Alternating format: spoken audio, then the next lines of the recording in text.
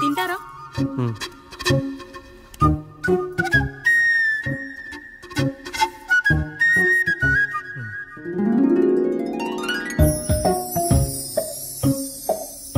First టైమా?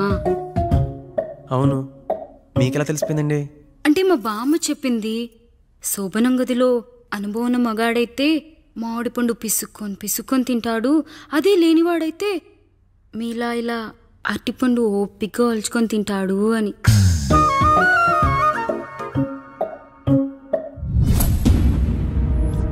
ఏంటవి?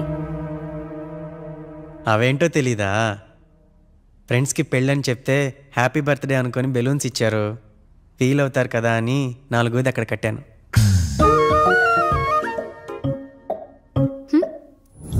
అన్నీ వచ్చాడు. పిల్లల గదిలోకి వెళ్ళారా? వెళ్ళారండి. మీరెంత ఏంటి ఇంత రాత్రి అయినా ఇంకా పడుకోలేదా? మీరు లేనిది ఎప్పుడైనా పడుకున్నామా అన్నయ్య? అందరం కలిసే కదా పడుకునేది మావయ్య.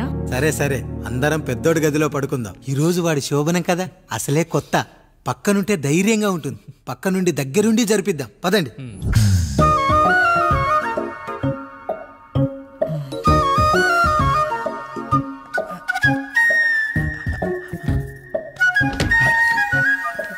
కానివ్వండి రా, కానివ్వండి. మీరేం మావయ్య ఇక్కడ పడుకుంటున్నారు? అదేంటమ్మా పెద్దోడా, చెప్పలేదా? మేమంతా కలిసే పడుకుంటామమ్మా, నువ్వు మాతో పాటే. అవును భార్గవి. మీరు ఊరుకోండి. మీరు ఇక్కడ పడుకోవడం నాకు ఇష్టం లేదు మావయ్య.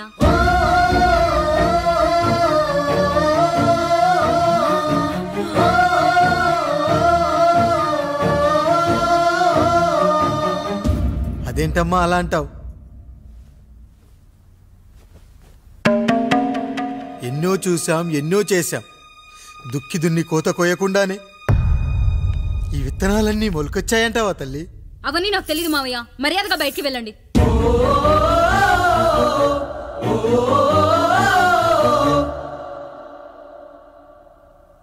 కనీసం ఆ మూలనైనా పడుకుంటామమ్మా. నువ్వైనా చెప్పరా పెద్దోడా? అంటే తను ఇబ్బంది పడుతుంది కదా నాన్న.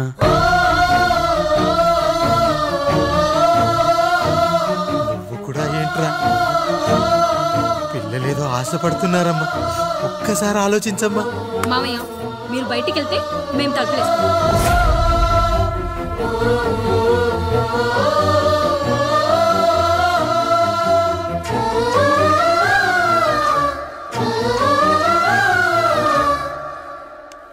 వేసుకోండి అమ్మా, వేసుకోండి. తలుపులు వేసుకోండి.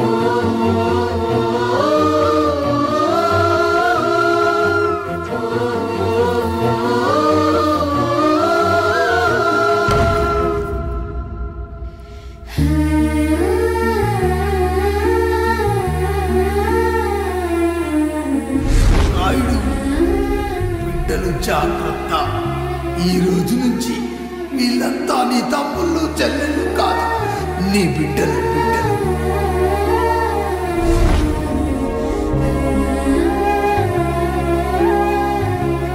జానకి, ఏమండి?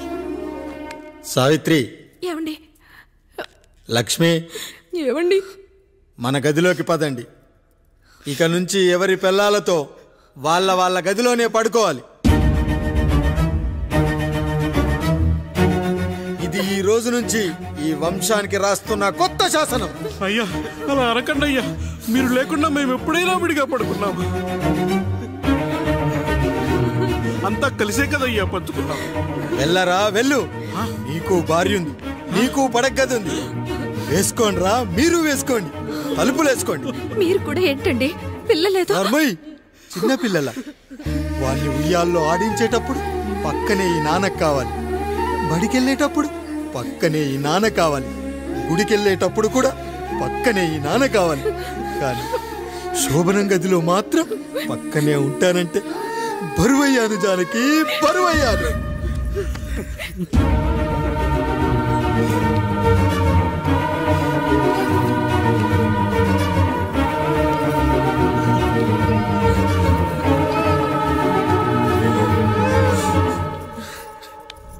ఏంటండి ఇంకా అదే ఆలోచిస్తున్నారా? ఎలా మర్చిపోగలను లక్ష్మి? జరిగింది ఏదో జరిగిపోయింది, మీరు బాధపడకండి. ఎంత మాట అన్నాడో చూసావా? నా భార్య ఇబ్బంది పడుతుంది, బయటికెళ్ళండి నాన్న అన్నాడు. వాణ్ణి ఎలా పెంచాను? చదువుకుంటే పై చదువులకు వాడు వేరే ఊరు వెళ్లాల్సి వస్తుందని చదివే మాన్పించేశాను. జ్వరం వస్తే ఆ మాత్రలు చేదుగా ఉంటాయని నేనే మింగాను. నోరు తెరిచి అమ్మ కావాలన్నప్పుడల్లా ఎంతమంది అమ్మల్ని ఇచ్చాను. నాన్న అన్న ప్రతిసారి నాన్నల్ని ఇవ్వలేకపోయానని వాడికి నా మీద కోపమో ఏమో జానకి. నిజమేనండి, మనమంతా ఇలా లేమే. మన కుటుంబానికి దిష్టి తగిలింది. మా నాన్న మరణంతో ఆస్తిపోయి తమ్ముళ్ళతో నడి రోడ్డున పడ్డప్పుడు ఇలాంటి కష్టాన్ని మొదటిసారి అనుభవించాను. అన్నయ్య అన్నయ్య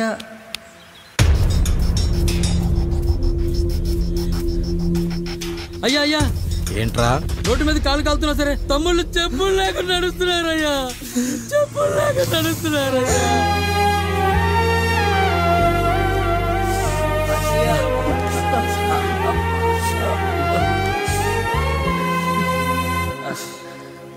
చెప్పులు లేకుండా నడుస్తుంటే కాళ్ళు కాలుతున్నాయట్రా.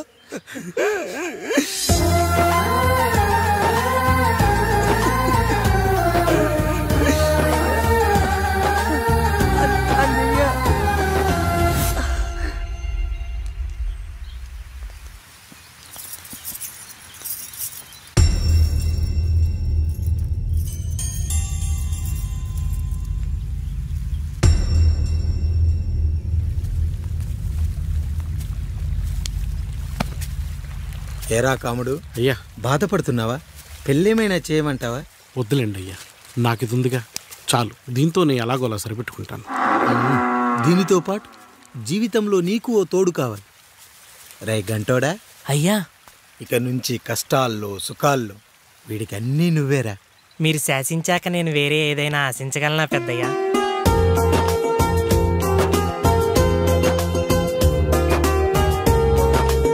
నీ గురించి కాదురా,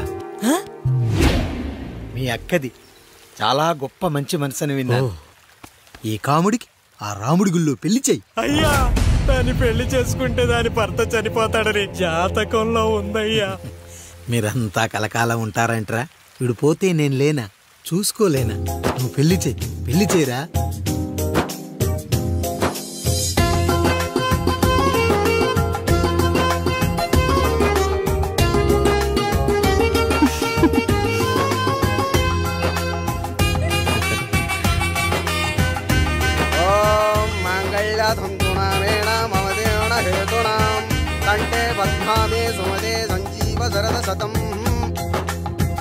అయ్యా, ఏంట్రా? మీ చేత్తో నాకు దొంగగా జీవితాన్ని ఇచ్చారు, ఇప్పుడు ఒక భర్తగా భార్యనిచ్చారు. అదే బంగారు చేత్తో ఒక్క ముడివేసి పెట్టండి అయ్యా, మీ నీడను మేము చల్లగా ఉంటాం. రెట్టలకు పిట్టై లోలోనే దాచే అందం, మట్టలకు చెట్టై పట్టుంచే సంబంధం, చుట్టలకు పిట్టై దాచుంచే ఓ సుమగంధం, గట్టుపై తొట్టై నీరిచ్చే అనుబంధం, సిగలో చుండ్రల్లే లోతైనది బంధం, దులిపే బలమున్నా అది రాలిపోని నేటి సంబంధం. ఏంటి బుజ్జి, ఏమైంది? పండు, నీకు పెళ్లి చేసిన మరుక్షణం నీ భర్త చనిపోతాడని జాతకంలో ఉంటే ఆయన నన్ను నీకిచ్చి పెళ్లి చేశారు. నేను పోతే నా భార్య పరిస్థితి ఏంటయ్యా అని అడిగితే నేను లేనారా అన్నారు. ఆయన చేసిన త్యాగం మామూలు త్యాగం కాదు. ఒకవేళ పొరపాటున నాకేమైనా జరిగితే? అయ్యయ్యో, అంత మాట అనకండి. మీరు వేరే చెప్పాలా? మొన్నటిదాకా తమ్ముడు, ఇప్పుడు ఈ కాముడు, తర్వాత రాయుడు. ఒరేయ్ కాముడు, పెళ్ళైన దగ్గర నుంచి మీరు సరదాగా గడిపిందే లేదు. మీరిద్దరూ సరదాగా హనీమూన్కి వెళ్ళిరండి. ఏ ఊటీకో కొడైకెనాల్కో. ఇదిగో టికెట్లు. అయ్యా మీరు దేవుడయ్యా. ఇక్కడ పనులాగకుండా నువ్వు ముందుగా వెళ్ళిరా. నువ్వు తిరిగి వచ్చిన తర్వాత పండు వెళ్తుందిరా. అయ్యా, ఒక పని మనిషిని మీరు ఇంతగా ఆదరిస్తున్నారయ్యా. నువ్వు పని మనిషి ఏంటి పండు? నీలాంటి స్త్రీమూర్తిని ప్రతి మగాడు అమ్మలా చూసుకోవాలి. ఇక నుంచి నా బిడ్డలు నిన్ను అమ్మా అని పిలుస్తారు, అమ్మలా చూసుకుంటారు. ఏమంటావు జానకి? రెట్టలకు పిట్టై లోలోనే దాచే అందం, మట్టలకు చెట్టై పట్టుంచే సంబంధం, చుట్టలకు పెట్టై దాచుంచే ఓ సుమగంధం, ఎంత బాధగా ఉంటుంది అన్నకి ఇంకెంత బాధగా ఉంటుంది. సిగలో చుండ్రల్లే ఈ బాధ నా బాధ కాదట్రా. దులిపే బలమున్నా అది రాలిపోని మేటి సంబంధం.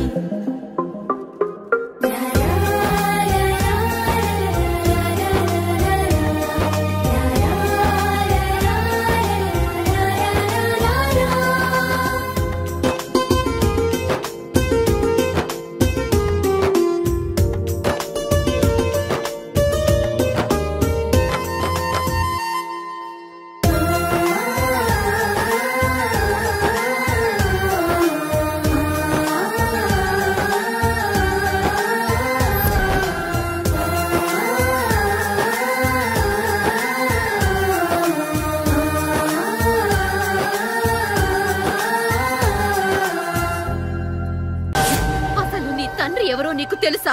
తెలుసా? ఇదిగో ఈ కాముడేరా నీ తండ్రి. గేదె నల్లగా ఉన్నంత మాత్రాన పాలు తెల్లగా ఎలా ఉన్నాయనే కదరా నీ ప్రశ్న. దానికి సమాధానం చెప్పాలంటే ఒక వర్షం కురిసిన రాత్రి నేను 9వ నెల బాలింతగా ఉన్నప్పుడు. పండు పండు ఇదిగో. ఏమిటండి ఇది? నిద్రలేస్తే నేను, బయటికెళ్తే కంటోడు, పక్కకెళ్తే పాలేరు, ఎప్పుడూ తిరిగే తాయారు.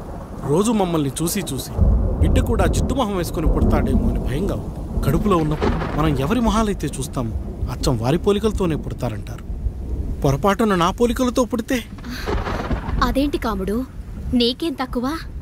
జుట్టు ఉండాల్సిన చోట లేకుండా అవసరం లేని చోట విపరీతంగా పెరిగిపోతుంది. మనకు పుట్టబోయే బిడ్డ గొప్ప అందగాడై ఉండాలి. ఇదిగో రోజు ఈ దేవుడి ఫోటోలు చూడు, వాళ్ళలాగే అందంగా పుడతాడు. కడుపుతో ఉన్నప్పుడు ఎవరి ఫోటో చూస్తే ఆ పోలికలతో బిడ్డ పుడతాడా? కనిపించని దేవుడి పోలికలు నా బిడ్డకెందుకు? ఈ ఊరికి దేవుడు రాయుడు. నా బిడ్డ ఆయనలాగే పుట్టాలి, ఆయనలాగే పుట్టాలి.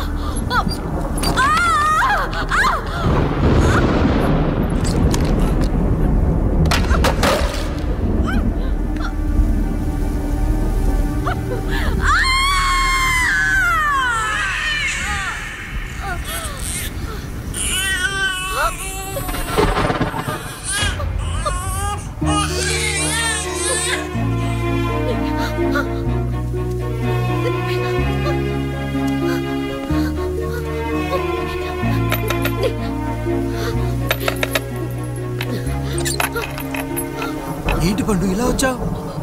అయ్యా, తప్పు జరిగిపోయింది పెద్దయ్యా. ఏం జరిగింది? అసలే నువ్వు ఒట్టి మనిషి కూడా కాదు. ఒక్కసారి ఇటు చూడండి అయ్యా.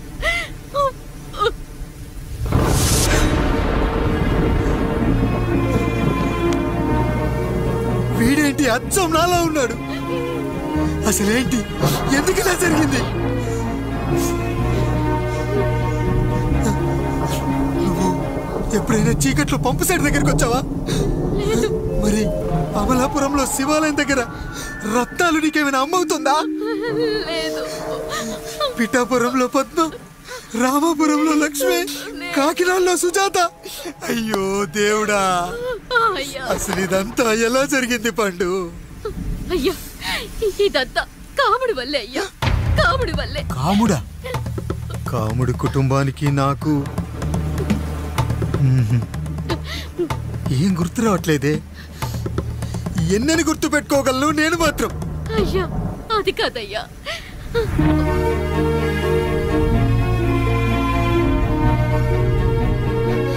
అలా రోజు మీ ఫోటో చూసి చూసి అచ్చం మీలాగే పుట్టాడు. అయ్యో, నా పోలికతో బిడ్డ కావాలనుకోవడం ఏంటి పండు? నువ్విలా చేయడం ఏంటి పండు? పోలికల కోసం ఫోటోలు ఎందుకు చూసావు పండు? అందుకే కదయ్యా ముందు ఆ డైలాగ్ చెప్పాను, తప్పు జరిగిందని. ఇప్పుడు ఏం చెయ్యాలయ్యా? స్వచ్ఛమైన మన ప్రేమను ఈ పాడులోకం అర్థం చేసుకోదు. కనీసం మీ ఇద్దరి జీవితం బాగున్నా ఆనందపడేవాని. వీణ్ణి ఇక్కడ ఉంచొద్దు పండు, బయటికి పంపించు. బయటికి పంపించి బాగా చదివించు, గొప్పవాణ్ణి చెయ్యి. వీడికి అయ్యే ఖర్చంతా నేనే భరిస్తా. అవసరమైతే ఆ డబ్బు కాముడి జీతంలో కట్ చేద్దాం. అయ్యా, వెళ్లే ముందు వీడికొక పేరు పెట్టండి అయ్యా. వీడు ఇంకో రాయుడు, అంటే ఇంగ్లీష్లో అండ్ రాయుడు, అండ్ రాయుడు.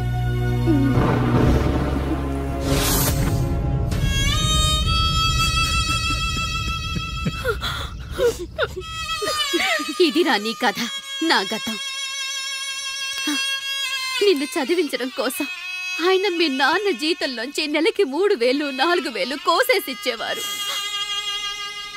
అప్పుడు ఆయన పడిన బాధ పగవాడు కూడా పడకూడదు. చూసావారా, దేవుడు లాంటి పెద్దయ్యని అనవసరంగా అనుమానించడం ఎంత పెద్ద తప్పు చేసావో అర్థమైందా? ఒకడు నిమ్మకాయ పెట్టి పసుపు వేసి ఉప్పు కలిపి పులిహోర చేయొచ్చు, కానీ ఆ పులిహోర ఎప్పటికీ దేవుడి ప్రసాదం. నువ్వు ఆ దేవుడి ప్రసాదం. ఇక ఆయనే మీ నాన్న. చూసావా అమ్మా, ఈ రోజు నుంచి నాకు 3 అమ్మలు 2 నాన్నలు. నీకు మాత్రం ఒక్కడే భర్త, నాన్నకు మాత్రం ఒక్కటే భార్య. మా నాయనే. అయ్యా, బిడ్డను ఒక్కసారి ఎత్తుకొని తిప్పండి అయ్యా. బాబు, నాన్న,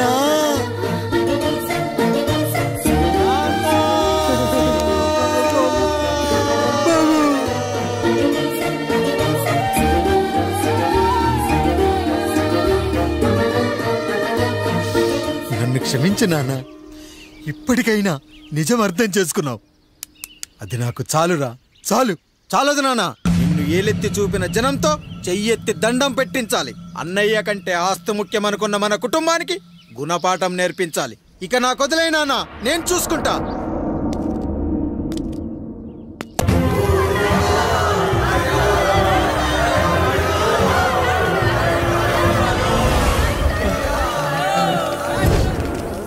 ప్రజల్లారా, నా బిడ్డల్లారా, నా జీవితం మీకే అంకితం. మళ్ళీ జన్మంటూ ఉంటే మీకోసం తిరిగి వస్తాను.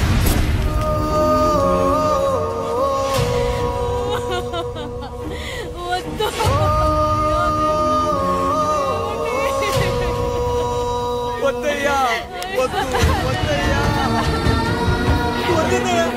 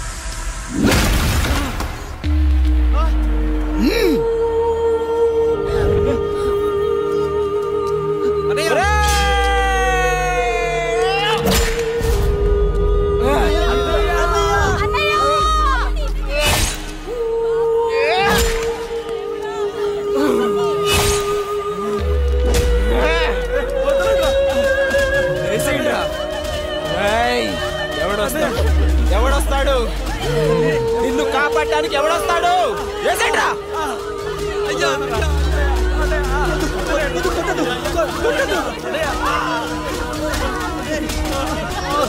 కష్టం వస్తే ఒక్కసారి నాన్న అని పిలవరా, ఆ సమాధిలోంచైనా లేచొస్తా.